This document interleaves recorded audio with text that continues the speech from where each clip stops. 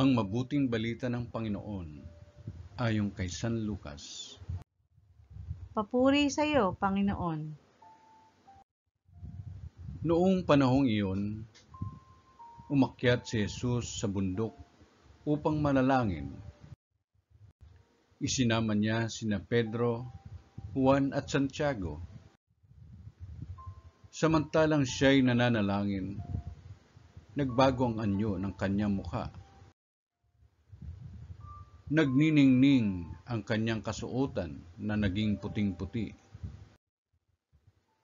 Di kaginsa-ginsay, lumitaw ang dalawang lalaki, sina Moises at Elias, na nagpakitang may kaningningan at nakipag-usap sa kanya. Pinag-usapan nila ang nalalapit na pagpanaw ni Jesus na magaganap sa Jerusalem. Tulog na tulog si Pedro at ang kanyang mga kasama, ngunit sila'y biglang nagising at nakita nila si Jesus na nagniningning at dalawang lalaking nakatayo sa tabi niya. Nang papaalis na sa tabi ni Jesus ang mga lalaki, sinabi ni Pedro, "Guro, mabuti pa'y dumito na tayo. Gagawa po kami ng 3 kubol.